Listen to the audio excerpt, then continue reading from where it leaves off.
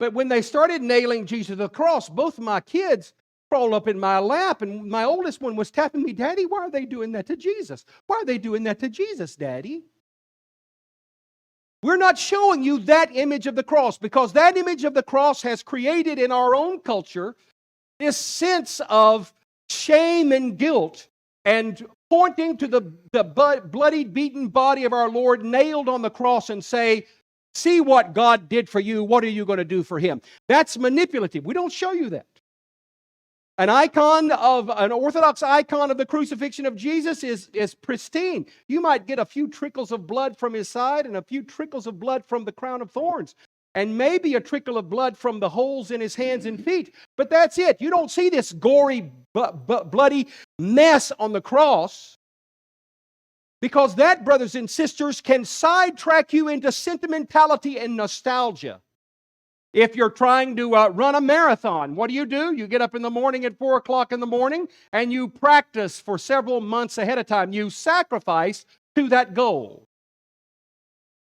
If your idea is to get your kids into a great college, even from the time they were in preschool, you were fighting other parents for that spot in that elite school to make sure. In fact, we even had some Hollywood folks actually go to jail a few years ago because they were paying people to get their kids into this prestigious school.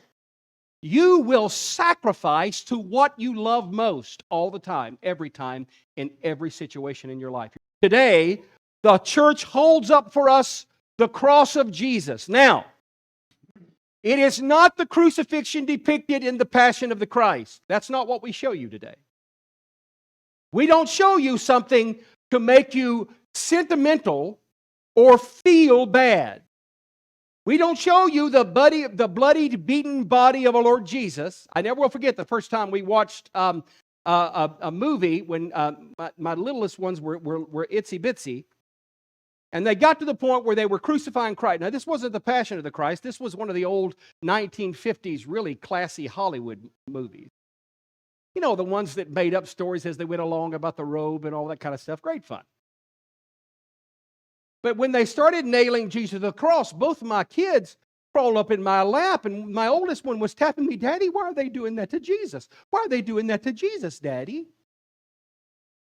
We're not showing you that image of the cross because that image of the cross has created in our own culture this sense of shame and guilt and pointing to the bloody, beaten body of our Lord nailed on the cross and say, "See what God did for you. What are you going to do for Him?" That's manipulative. We don't show you that.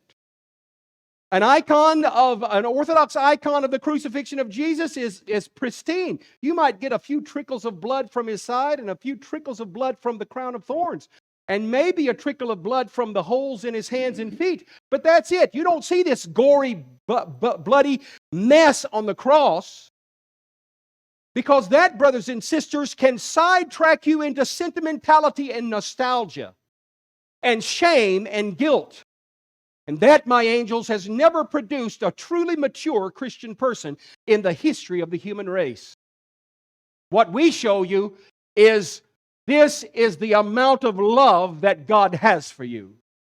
And this is what God sets as the highest good: your freedom, your redemption.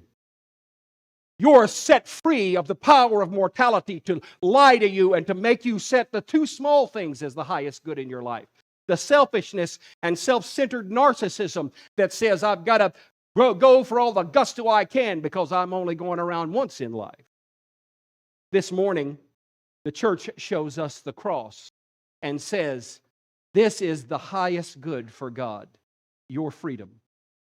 Now, fortunately, notice that when we mention the cross, we always mention the resurrection as well. Do you know why? Because it's a package deal, baby. You can't talk about one without the other.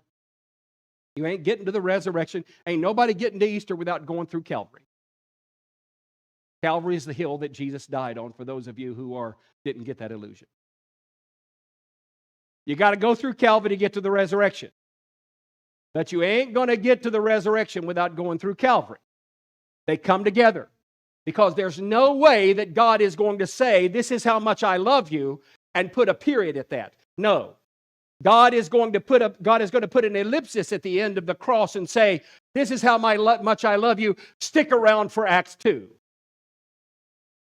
And then stick around for Act 3 when I take my physical resurrected body into the midmost mysteries of the Trinity to show you what your destiny is too. Brothers and sisters, this morning, what are you sacrificing to? Is it the highest good? Do you even know what the highest good is? What price are you willing to pay for your life?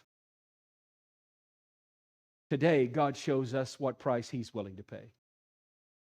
This morning, you're invited by the powerful, timeless wisdom of normal orthodoxy to allow the cross to transform your perspectives and your priorities, to make you by grace what Christ is by nature.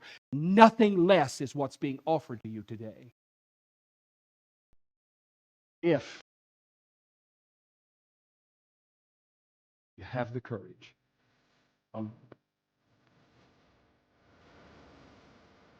Thank you so much for watching. I pray this was a blessing to you. If it is a blessing to you, please don't forget to like and subscribe and share these videos. It really does help us a great deal. Speaking of helping us, if you'd like to support this media outreach, go to our Patreon site at Faith Encouraged on patreon.com. You can also visit us at our website at faithencouraged.org and write me at frbarnabas@faithencouraged.org. I look forward to seeing you next time. Don't forget to like and subscribe. God bless you.